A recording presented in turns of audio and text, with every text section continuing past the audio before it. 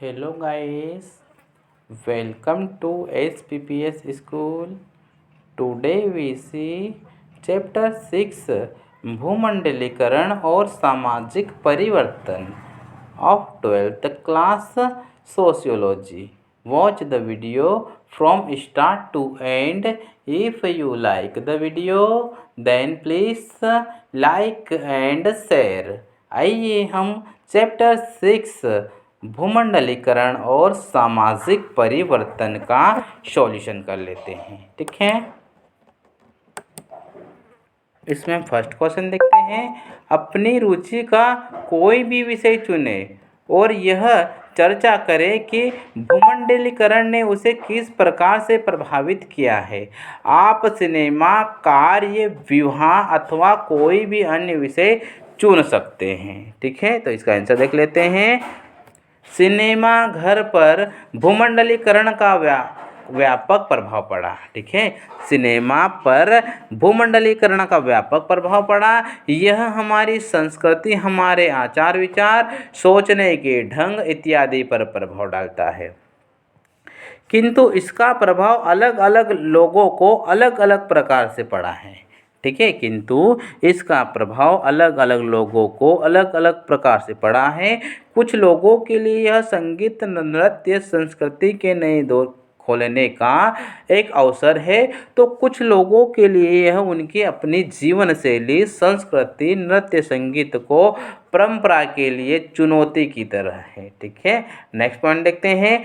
सूचना प्रौद्योगिकी का विकास, फोटोग्राफी, वाद्य यंत्र, कैमरा इत्यादि में प्रकारों के विकास को देखकर हम निश्चित रूप से कह सकते हैं कि भूमंडलीकरण का सिनेमा घर सकारात्मक प्रभाव पड़ा है।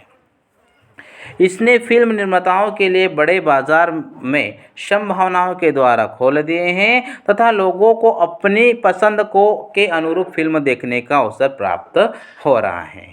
ठीक है, नेक्स्ट पॉइंट देखते हैं। समाजशास्त्र भूमंडलीकरण के सामाजिक अथवा सांस्कृतिक प्रभाव का अध्ययन करता है। बाजारों को खुल जाने तथा आयात पर प्रतिबंध हटा लेने के कारण विश्व के कोने कोने के वस्तुएं हम अपने बगल की दुकान से प्राप्त कर सकते हैं।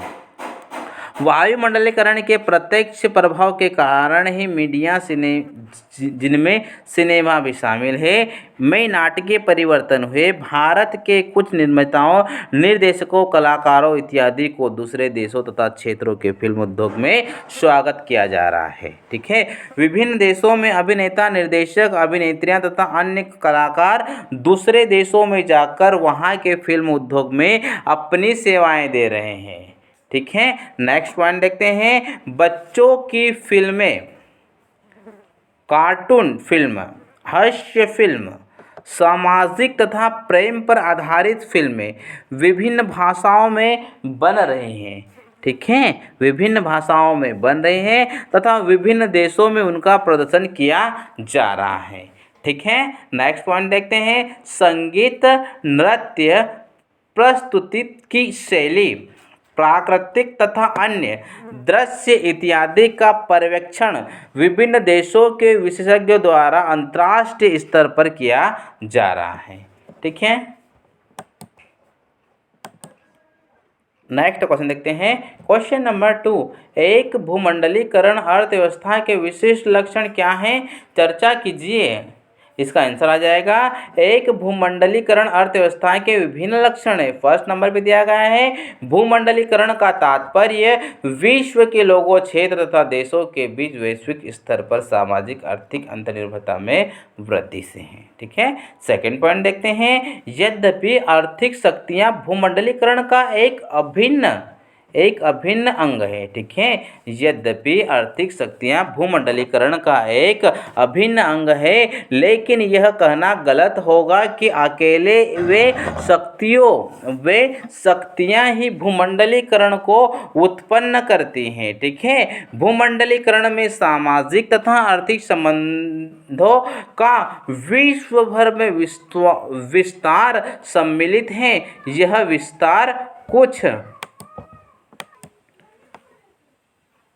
आर्थिक नीतियों के द्वारा प्रोत्साहित किया जाता है। इस प्रक्रिया को भारत में उदारीकरण कहा जाता है। उदारीकरण शब्द का तात्पर्य ऐसे नीतिगत निर्णय से है जिसमें भारतीय अर्थव्यवस्था को विश्व बाजार के लिए खोल देने के उद्देश्य से किए गए हैं। ठीक है, इसके साथ ही अर्थव्यवस्था पर अधिक नियंत्रण रखने के लिए सरकार द्वारा इससे पहले अपनाई जा रही नीति पर विराम लगा गया है। ठीक है, नेक्स्ट पॉइंट देखते हैं। भूमंडलीकरण के दौरान अनेक आर्थिक कारकों में से पारराष्ट्रीय निगमों की भूमिका विशेष रूप से महत्वपूर्ण होती है। ठीक है, नेक्स्ट पॉइंट देखते हैं। जुलाई 1991 से भारतीय अर्थव्यवस्था ने अपने सभी प्रमुख क्षेत्रों कृषि, उद्योग, व्यापार, विदेशी निवेश और प्रौद्योगिक सार्वजनिक क्षेत्र, वित्तीय संस्थाएं आदि में सुधारों की एक लंबी श्रृंखला देखी है। इसके पीछे मूलभूत अवधारणा यह थी कि भूमंडलीय बाजार में पहले से अधिक समावेश करनी भारतीय अर्थव्यवस्था के लिए लाभकारी सिद्ध होगी। ठीक है, नेक्स्ट पॉइंट देखते हैं। उदारीकरण की प्रक्रिया में अंतर्राष्ट्रीय मुद्रा कोष जैसी अंतर्राष्ट्रीय संस्थाओं से ऋण लेना भी शामिल है। ठीक है, ये ऋण कुछ निश्चित दरों पर दिए जाते हैं। सरकार को कुछ विशेष प्रकार से आर्थिक उपाय करने के लिए वचनबद्ध होना पड़ता है। ठीक है, इन समायोजनों की अर्थ सामान्यतः सामाजिक क्षेत्रों जैसे स्वास्थ्य, शिक्षा एवं सामाजिक सुरक्षा में राज्य के व्यय की कटौती है। विश्व व्यापार संगठन WTO जैसे अंतर्राष्ट्रीय राष्ट्रीय संस्थाओं के लिए भी यह बात कही जा सकती है। ठीक है,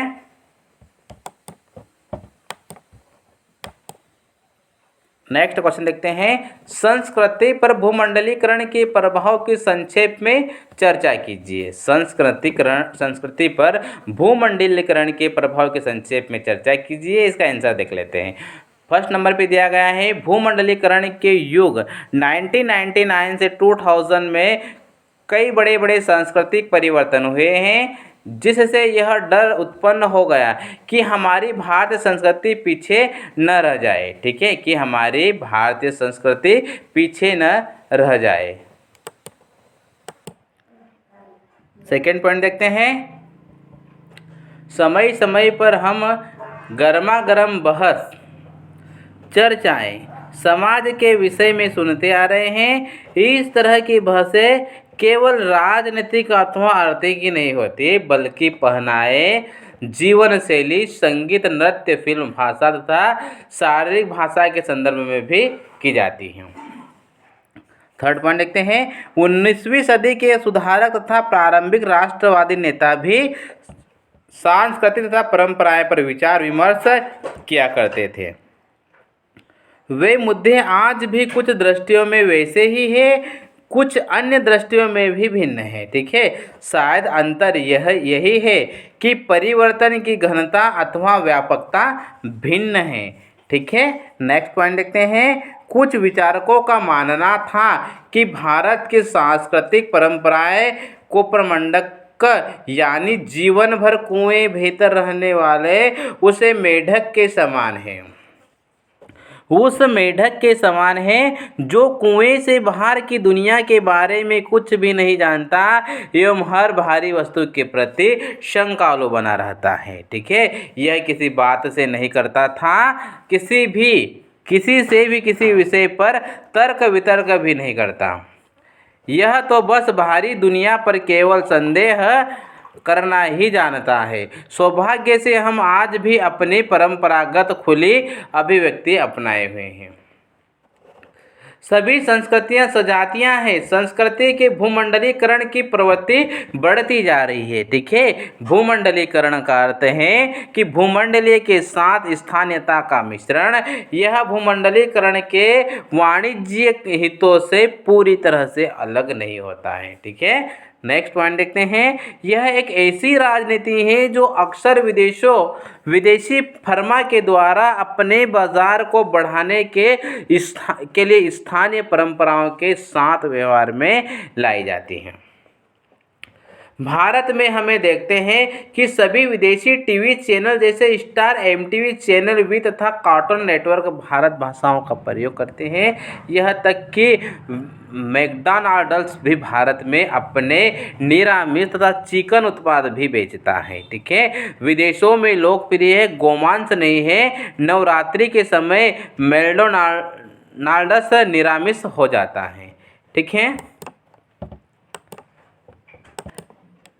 नेक्स्ट क्वेश्चन देखते हैं। क्वेश्चन नंबर 4, भूस्थानीकरण क्या है?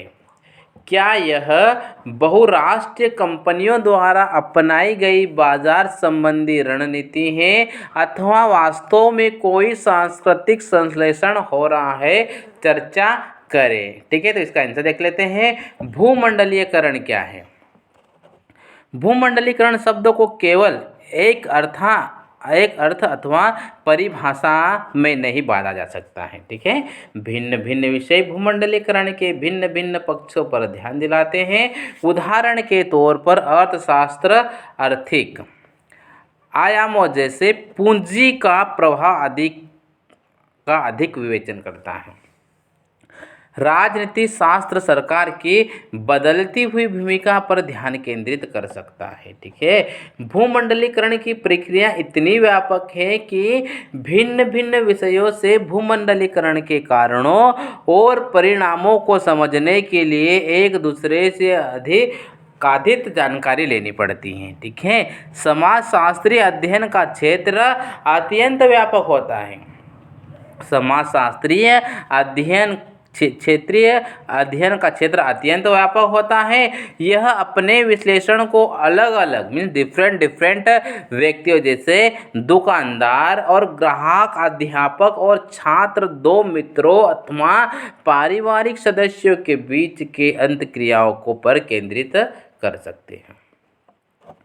यह अपने विश्लेषण को राष्ट्रीय मुद्दों जैसे बेरोजगारी अथवा जातीय संघर्ष अथवा वन संबंधी अधिकारों पर सरकार की नीति का प्रभाव अथवा ग्रामीण ऋणग्रस्तता पर अपना ध्यान केंद्रित कर सकता है।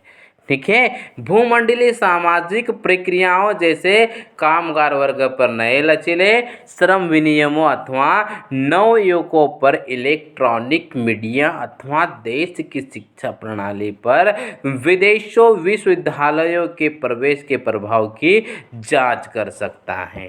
ठीक है,